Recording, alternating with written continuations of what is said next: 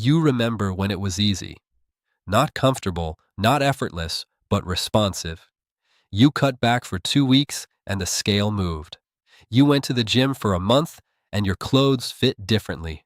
You skipped the bread for a while and something happened. The feedback was not instant, but it was real and it came. And then, somewhere in your late 20s or early 30s, something shifted. Quietly, without announcement, without a dramatic moment you could point to. You did the same things. You ate the same way you always had. You exercised the same amount, and nothing happened. Or worse, things got harder.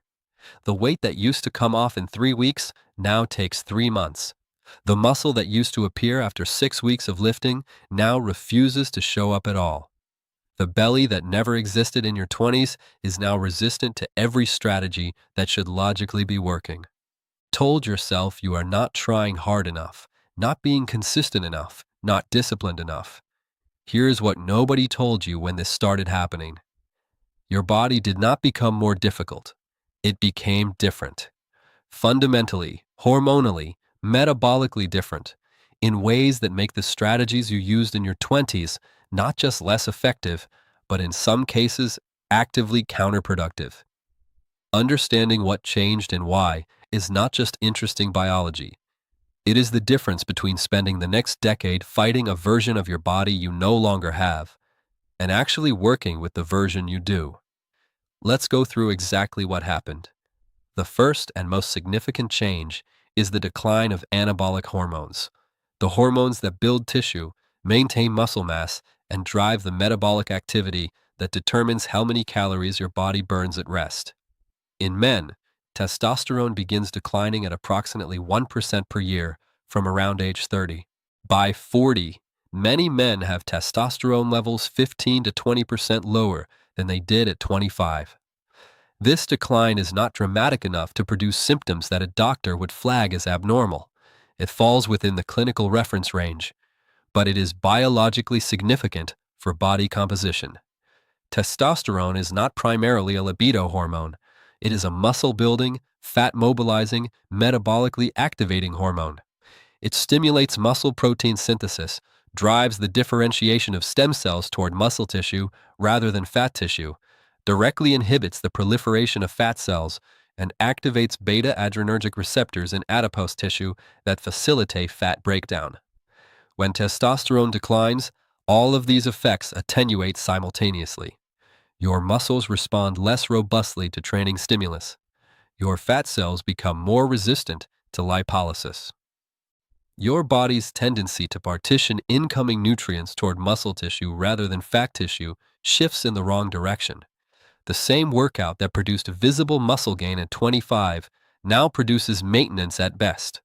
The same dietary deficit that produced fat loss at 20 now produces muscle loss alongside a smaller amount of fat loss, the worst possible outcome. In women, the anabolic hormone story is different in detail, but similar in consequence. Estrogen, which is the primary anabolic hormone in women and plays a central role in maintaining insulin sensitivity, promoting fat distribution away from visceral depots, and supporting muscle protein synthesis, begins its gradual perimenopausal decline in the early to mid-30s for many women. This decline does not produce the dramatic symptoms of menopause. It is too subtle and too gradual for that. But it shifts the hormonal environment in ways that make fat accumulation easier and fat loss harder, in precisely the ways that women in their 30s begin reporting.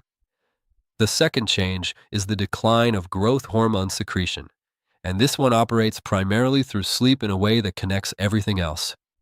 Growth hormone is secreted in pulses throughout the day, but the most significant pulse occurs during the first 90 minutes of slow-wave sleep.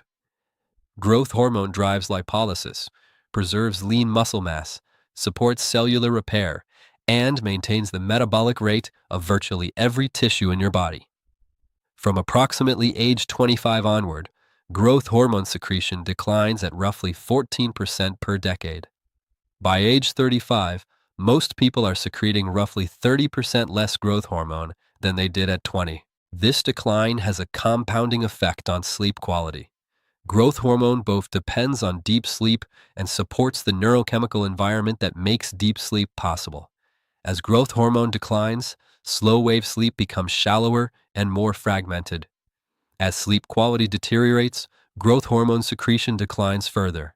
The two processes reinforce each other in a descending spiral that by the mid-30s produces a metabolic environment dramatically different from what existed a decade earlier.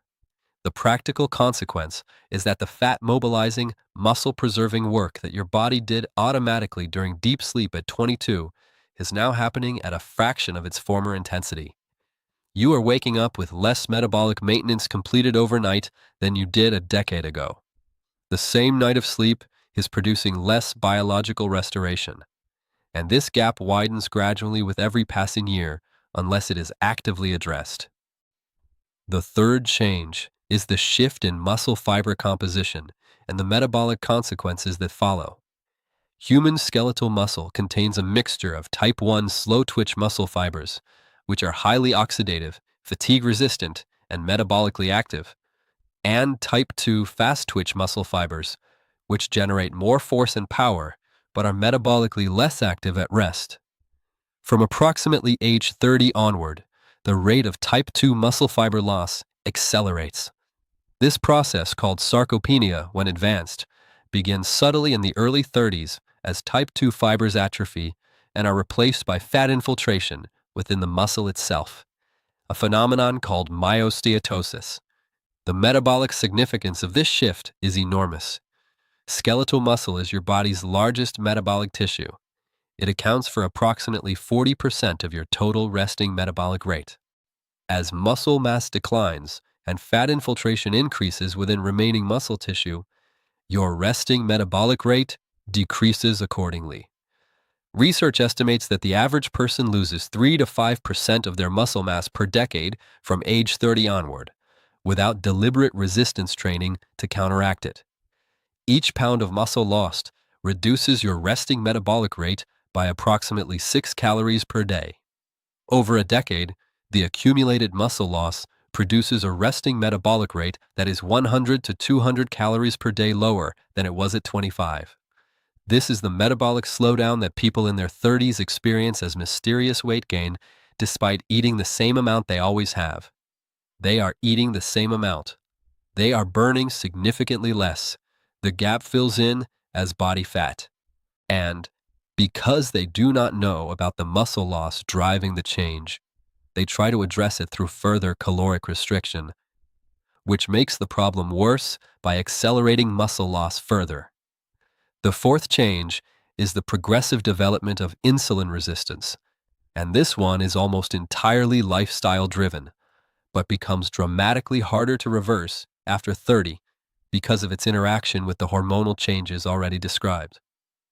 Insulin resistance develops through a combination of accumulated adipose tissue, particularly visceral fat, chronic low-grade inflammation, reduced physical activity, sleep disruption, and the declining anabolic hormone environment described above.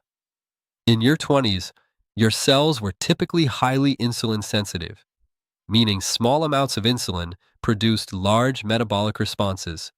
Glucose was cleared efficiently, and insulin returned to baseline quickly after meals. By the early to mid-30s, the combination of modest visceral fat accumulation, slightly elevated chronic inflammation, and declining testosterone and estrogen, both of which independently support insulin sensitivity, has shifted the picture. Your cells require more insulin to produce the same response. Your pancreas compensates by producing more. Chronically elevated insulin promotes fat storage, suppresses fat mobilization, reduces the efficiency of your mitochondria, and drives further visceral fat accumulation, which generates more inflammation, which worsens insulin resistance further. This self-reinforcing cycle is the metabolic trap that most people in their 30s step into without realizing it, and it is the primary reason that the dietary strategies that worked at 25 produce diminishing returns a decade later. You are not less disciplined. You are operating against a more resistant hormonal background. The fifth change is cortisol dysregulation, And this is where the lifestyle reality of being 30 interacts with the biological reality in a particularly damaging way. Most people in their 30s carry significantly more chronic stress than they did at 22. Career demands, financial pressure, relationship complexity, parenting responsibilities, aging parents, and the accumulated psychological load of adult life produce a cortisol environment that is fundamentally different from the lower stress years of early adulthood. Chronically elevated cortisol promotes visceral fat accumulation through cortisol receptor activation in abdominal adipose tissue. It suppresses testosterone production through competition for the same cholesterol precursors used in steroid hormone synthesis. It disrupts sleep architecture, reducing growth hormone secretion. It promotes muscle protein catabolism, accelerating the muscle loss already driven by declining anabolic hormones. It elevates blood glucose and drives compensatory insulin release, worsening insulin resistance. Cortisol does not just add to the problem, it amplifies every other mechanism on this list simultaneously. The person in their 30s who is under significant chronic stress is not just dealing with stress. They are experiencing a cortisol-driven amplification of every age-related metabolic change happening in their body at the same time. Here is what this means for what you should actually do differently. The strategies that worked at 25 relied on a biological environment that no longer exists. Caloric restriction alone does not work as well after 30 because it accelerates muscle loss without addressing the hormonal environment driving fat storage. Cardio-dominant exercise is less effective than it was because declining type 2 muscle fibers respond more to resistance training stimulus. And cardio without resistance training does nothing to reverse the sarcopenia driving metabolic decline. Eating less and moving more is the correct direction, but the completely wrong implementation, because it ignores the hormonal, muscular, and metabolic mechanisms actually controlling the outcome. What works after 30 is resistance training that is heavy enough to stimulate type 2 muscle fiber hypertrophy, not just maintenance. Protein intake that is high enough to support muscle protein synthesis against a declining anabolic hormone background. Research consistently shows that adults over 30 require significantly more dietary protein per unit of body weight to maintain the same rate of muscle protein synthesis. Sleep quality prioritized as a metabolic intervention, not just a recovery tool, because the growth hormone secreted during deep sleep is doing the fat-mobilizing, muscle-preserving work that declining anabolic hormones are no longer doing during the day. Stress management treated as a body composition strategy, not a wellness luxury, because the cortisol environment your stress creates is actively counteracting every other effort you are making.